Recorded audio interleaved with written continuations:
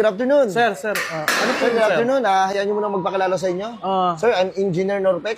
Engineer Norpec? Yes, isa sa pinakamagaling at pinakanatanyag at nakikilala ngayong engineer na magaling sa buong mundo. Ako yun. Ikaw, Ito, sir. sa pagmamayabang ha. Oh. Mga client ko ngayon, mga celebrity.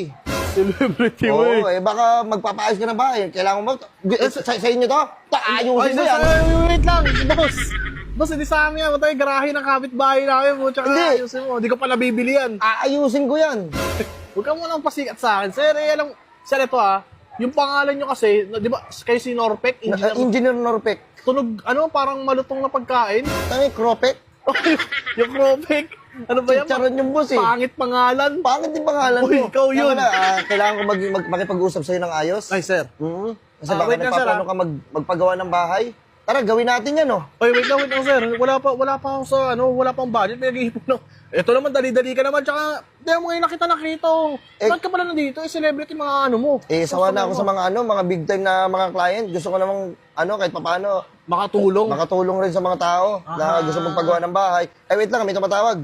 Ay, tumatawag si Bill Gates. Sa ibang bansa yung gumawa ng Microsoft Word. Wait lang, tumatawag eh. Big time nga talaga. Yes, good afternoon, Bill Gates. Patapos na. Mamaya, tatapusin ko yung bahay mo. Uy, Tagalog siya? Nagtatagalog siya. Tanghap pala to. Ha? Oo. Wait lang, Bill Gates. May kausap kasi ako eh. Mamaya, tatapusin ko yung bahay mo. Sige. talaga Bayaran mo na lang ako sa GCash. May Gcash ba yun? Sige. Mamaya na lang ha.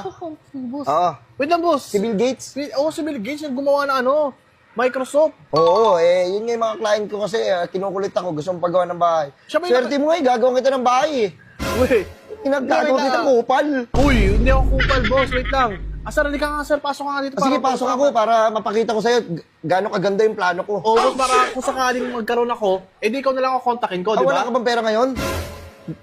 Wala ka ganun pera ngayon? Tara, gawa mo naman ng paraan, oh. Ipangutang mo. Wait, Tara, yun. Ano ba pwede ayusin dito?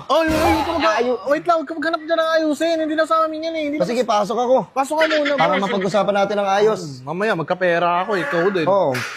Kasi, sir, para may alam ka sa background ko, isa ako ngayon sa tinitingalang engineer. Ang galing ko rin kasi. Pero bakit? Bilib ako sa sarili ko. Alam mo yung bahay na na-imagine nila? Oo. Tangina, hindi ko ginagawa. Oh? Bakit? Mas maganda yung plano ko sa kanila eh. Wala naman silang alam eh. Sa bagay, Diba? Bakit ikaw ganun gawin mo? Hindi, oy. Huwag mo ko papangunahan sa mga desisyon ko sa buhay ha. Wala po akong sinasabi. Huwag mo akong kukunin kung ikaw magdi-decide. Wala kang alam sa sa paggagawa ng Wait bahay. lang. Ang sakit nun, sir, kung tinuloy mo Loko-loko ka. Ang nga